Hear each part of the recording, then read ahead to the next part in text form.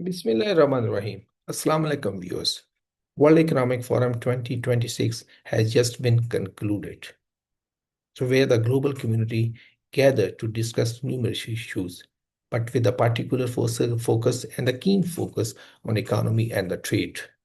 They discussed what was the situation of economy and trade in the 2025 and what would be the situation 2026 and beyond. Now, the forum has been concluded, so it's the right time to analyze and find the key lessons or the key output, or try to analyze what should has been achieved at the World Economic Forum. If I look at the World Economic Forum 2026, from my perspective, there are the four key lessons.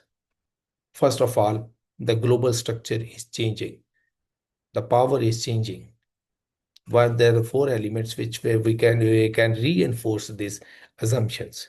Number one, the trade. Trade is changing. However, the trade changes are not cyclical. The changes are structural.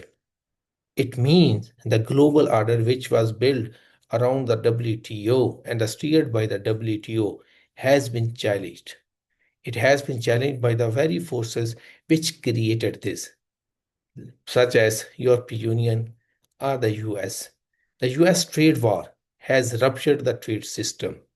So it has undermined the trade system, the very trade system which is led to build. However, now it's facing the challenge. Now the protectionism is becoming new norm. The US trade war, the threatening by the President Donald Trump, has compelled the country to think about the protectionism, to think about diversification. Second, the economic structure is changing. The global south has just realized, so the Bretton Woods institutions or the system is only benefiting the Western countries and the US. It is helping them to exploit the global south. So there is a need to change, and they are looking for the new avenues and the new opportunities where they can cooperate and where they can go and replace, and which can help them to replace the Bretton Woods institution. Number three, there would be the new growth factors or the new growth elements in coming years. Number one, artificial intelligence. Now, it is the accepted fact that artificial intelligence will change the basic structure of the economy, trade, and everything. On the one hand, artificial intelligence will increase the productivity of every sector, but simultaneously, it will also be challenging the job market. IMF report has indicated that the 60% jobs in the advanced economies will face the challenges from the artificial intelligence. Either they will have to go for the job enhancement, or the refining, or the elimination of the job. So it will be challenging to tackle this issue. But still, the artificial intelligence will be one of the major ingredient or the major factor of the growth in the coming years and need to be watched. Second, the rare earth metal. The rare earth metal which are critical to make the modern technology, artificial intelligence, and the technology related to the artificial intelligence, in the modern weapons, in the machineries, even the mobile, laptop, everything. So these would be the new growth factors. So many the country which have the power or which control the supply chain of the rare earth metal, they will have absolute influence over the global market, especially in the technology market and the trade market. So that will be a new factor of the influence also, not only of the growth but also of the influence. We have seen in the last few months. So China has shown the world. So what does mean to have a control over the supply chain can help a country to break the shackles of the influence of other countries, or to reply, or to face or counter the hegemonic behavior of other countries. These all factors, especially on the trade structure and economic structure, has ruptured the global order. In the word of the Canadian Prime Minister, the global has been permanently ruptured. Now we have to look toward to create something new. So we have to build something new, more beautiful, and the more inclusive. So in this context, what is next?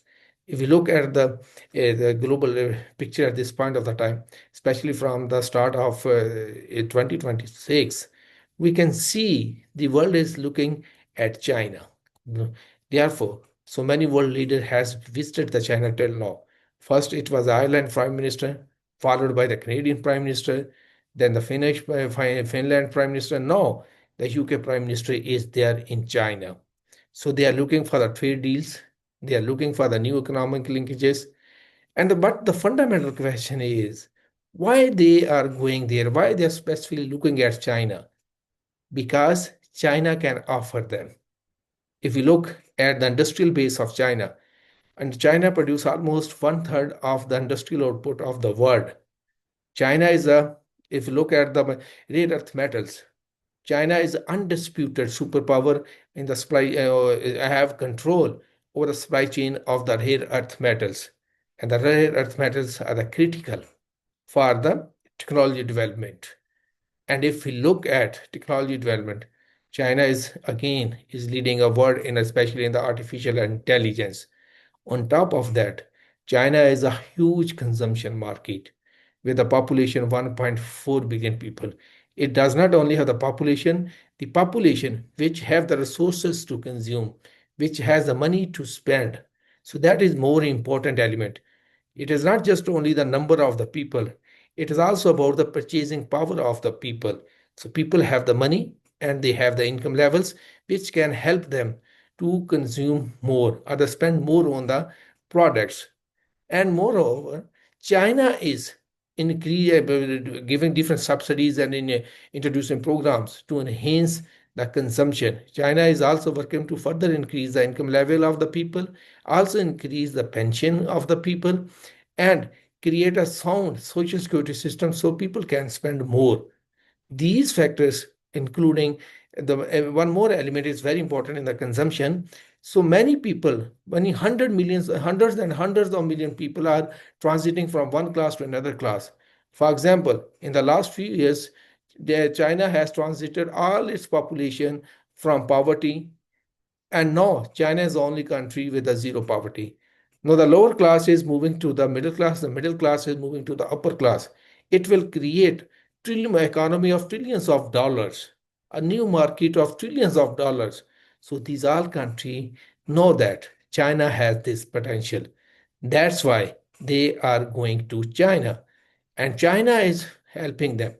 For example, the Canadian Prime Minister was there. He was asking for the reduction on the tariffs on the canola seed, including others. China offered them. So there's now the new tariffs on the canola seed would be the 15%, which were used to the 85%. Now the UK Prime Minister is there. He is asking to build a close collaboration in the surface sector because the UK see that the Chinese surface sector is expanding, and with expanding with a accelerated speed.